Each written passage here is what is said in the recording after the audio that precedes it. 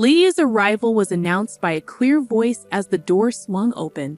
Hearing her name uttered by Quinn, I froze, wondering who could be there. But the confirmation came swiftly. It was indeed my sister, Lydia. Quinn continued calling Lydia's name repeatedly, and as I shivered, I snapped back to reality. Realizing the gravity of the situation, I knew I had to capture it on video. Quietly, I recorded the evidence on my smartphone and discreetly retreated. After a while, they emerged from the bedroom only to turn pale at the sight of me. "That's right," I confirmed. "I've sent the video of you two to Gabriel. Anyway, let's discuss what to do next among the four of us." At those words, Lydia's face paled even further. "What do you mean?" she asked, her voice trembling. "Just what it sounds like," I replied, holding up my smartphone. "I have the evidence." "What have you done?" My sister's frantic reaction was immediate, and then she lunged at me. "My name is Linny, a 45-year-old housewife with twin boys in the 6th grade. Twins run in our family, including myself and my twin sister Lydia. Despite being identical twins, our relationship was more rivalry than sisterhood. From childhood, I was always compared to Lydia, who was perceived as cute and affable while I remained shy and reserved. This dynamic fueled my deep admiration for Lydia, but she seemed indifferent to me, often manipulating situations to her advantage. Throughout our childhood, Lydia always took the lead while I was left with unwanted roles. Whether it was in games or school plays, her influence overshadowed me. Despite my efforts, Lydia's manipulation persisted, reaching a breaking point when she tried to dictate my choice of high school. Standing up to her for the first time, I chose my own path, leading to a physical altercation that revealed Lydia's true feelings towards me. Despite the turmoil, I persevered in my studies, eventually achieving my goals independently. As an adult, I found solace in my career and met my husband, Quinby. Our shared background brought us together, and when he asked me out, it felt like a dream come true. "I actually like you, Lenny. I'd be happy if you'd go out with me." Hearing those words filled me with incredible happiness. I had feelings for Quimby as well, but I had never found the courage to openly admit such feelings. Unlike my sister Lydia, who exuded charm effortlessly, I lacked experience in matters of love from my school days. To believe that Quimby reciprocated my feelings was almost surreal. "I'd be happy to, thank you," I replied, feeling overjoyed at the prospect of being in a relationship for the first time. Since we started dating, I devoted myself to making Quimby happy, preparing meals and lunch boxes for him. Quimby began visiting my apartment more frequently, and it felt like we were almost living together. "Linny, I'll cook dinner tonight," he'd say, but it wasn't just me catering to his needs. Quimby was equally cooperative with household chores, and doing tasks together felt enjoyable. It made me believe that we could make a great married couple. 3 years into our relationship, we decided to get married, a decision that filled me with immense joy. However, there was one concern nagging at me. "You're a twin, right?" "I'd like to meet your sister," Quimby brought it up casually. Over the 3 years we'd been together, I hadn't introduced him to Lydia. Since our fallout in middle school, a deep rift had existed between us. But if we were to get married, introducing them was inevitable. When I finally mustered the courage to call Lydia after a long time, she seemed taken aback by the news of my impending marriage. She was busy, as usual, but reluctantly agreed to meet Quimby. Lydia hadn't changed since our childhood, still as condescending as ever. It fell upon me to be the mature one and humble myself. We arranged to meet at a restaurant, but Lydia, true to form, arrived late, dressed ostentatiously for the occasion. Despite our parents' efforts to smooth things over, Lydia continued with her abrasive behavior, bombarding Quimby with rude remarks. By the end of the meal, I was exhausted, but Lydia's comments lingered. As we left the restaurant, Quimby remarked, "Lydia's quite the character, huh? The opposite of you, Lenny." I forced a smile in response, feeling a pang of insecurity. "Maybe you should take a leaf out of Lydia's book," he added. "She's always smiling, good at conversation, and cute." If I'd met her first. I was taken aback by Quimby's comment. I had confided in him about my discomfort with Lydia, so his words were deeply shocking. "Why don't you marry Lydia then? She even said you were handsome." I snapped back, feeling hurt by his jest. He quickly apologized, realizing his mistake. Sorry, it was just a joke. "I'm glad I met you, Lenny. I don't have any special feelings for Lydia." Still reeling from his words, I couldn't dismiss the unease gnawing at me. "Then you shouldn't say things that praise Lydia and put me down." "It was a joke," Quimby apologized, but the shock lingered. I wasn't going to call off our engagement over something like this, but I hoped he understood. Quimby continued, "But Lydia is a nice girl. It's not good to be jealous of your sister. Let's all get along as a family. Now we're adults, things are different than they were." Despite my reservations, I nodded along. I wanted Quimby to be on my side, not trying to bring me closer to Lydia, but arguing seemed too troublesome to pursue. A few days later, a message from Lydia sent shivers down my spine. "Isn't Quimby too good for you? Should I take him off your hands?" Her words were chilling. I immediately replied, "What are you talking about?" She called, laughing. "Just what I said. It's unbelievable someone as dull as you will get married before me." I couldn't bear the thought of Quimby being treated like an object to be passed around between us twins. I confronted Lydia, yelling back at her. I told Quimby about it, warning him to be careful around Lydia. But he seemed to take it lightly, brushing off my concerns. "It's nice to be liked that much." "Don't worry, Lydia's not serious," he said, laughing it off. But I couldn't shake off the feeling that Quimby had changed after meeting Lydia. Despite his reassurances, I couldn't fully trust him. As years went by, Lydia's spiteful messages continued, but I chose to ignore them. I prayed for peaceful coexistence with her while leading a happy married life. When I learned that Lydia had gotten married, despite our strained relationship, I couldn't help but feel genuinely glad for her. When I heard that Lydia had found someone, it hit me hard.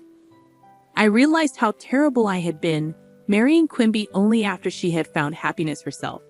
Surprisingly, Lydia apologized through our parents, and we began communicating again.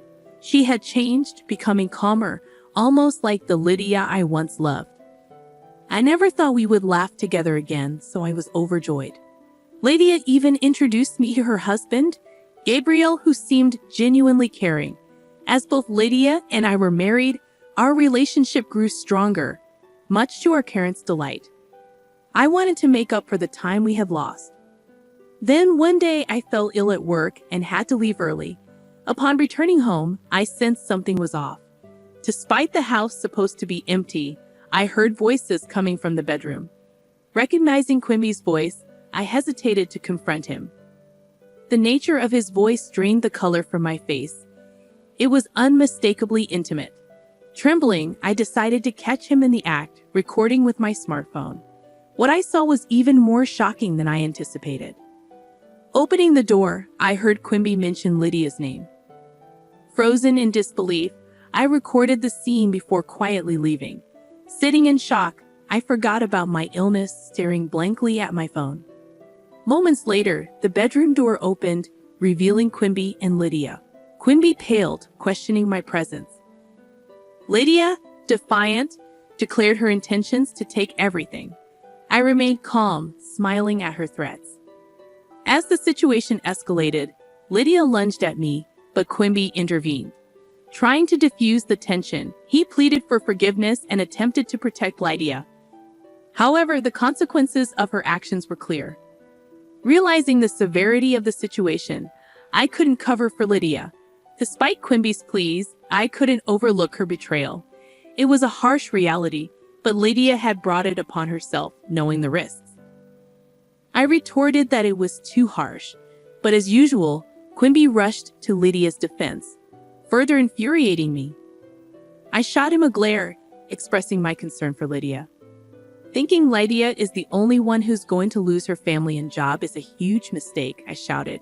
Quimby flinched at my outburst, breaking out in a cold sweat as if suddenly coming to his senses.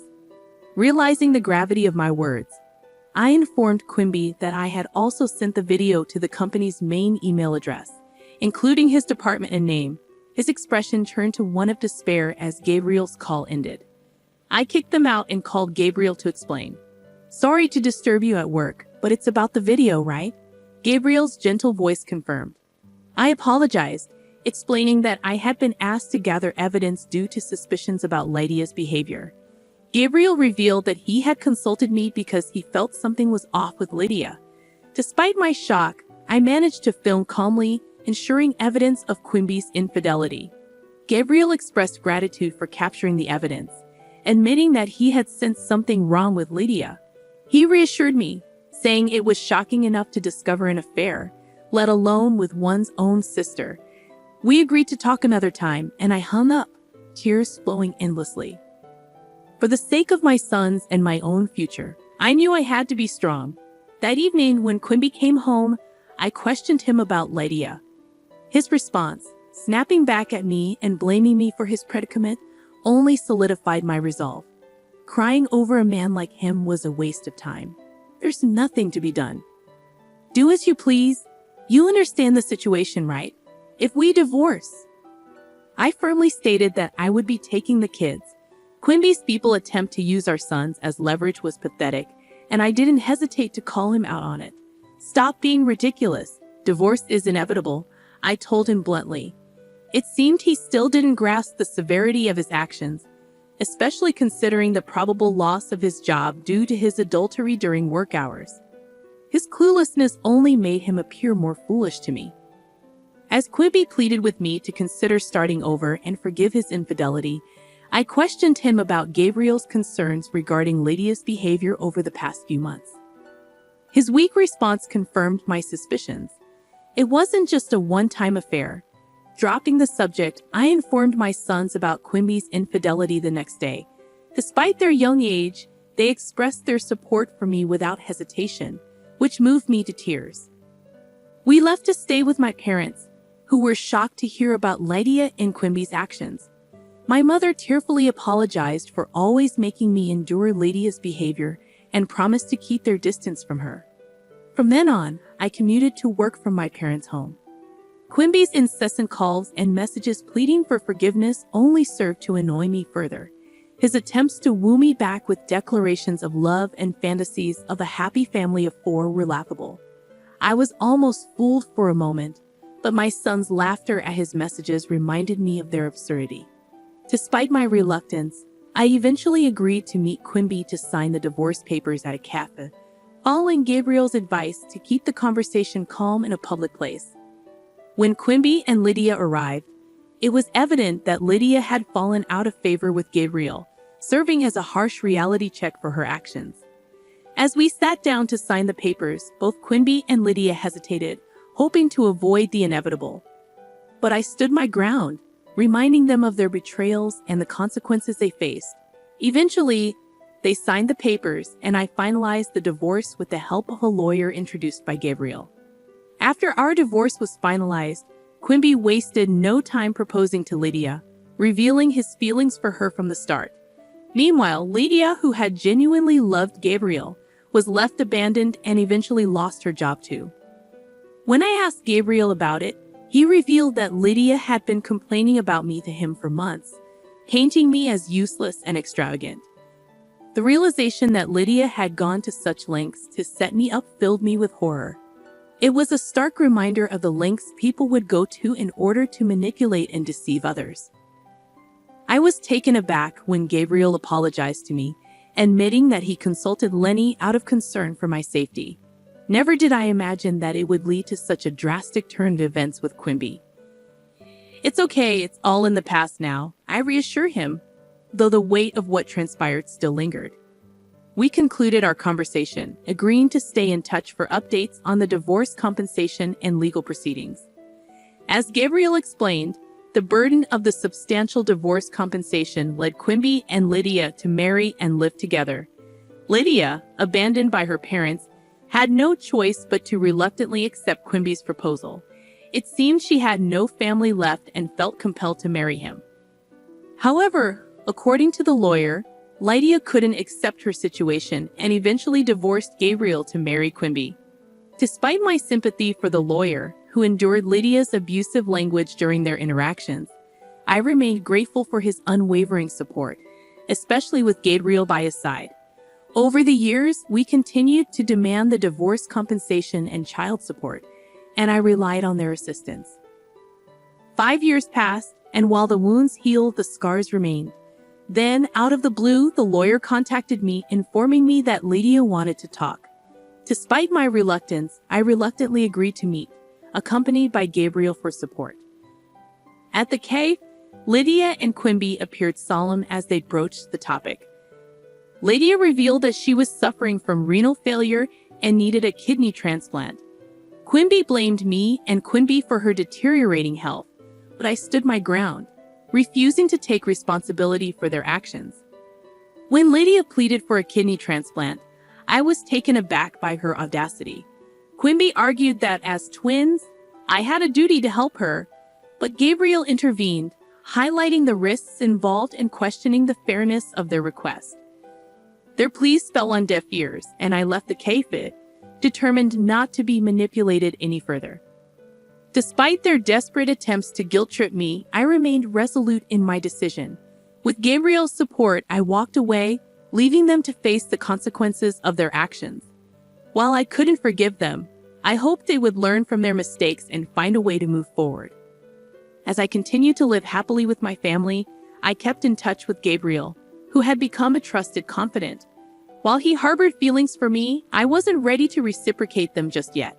For now, I focused on my sons and their well-being, knowing that someday I would find the courage to pursue my own happiness once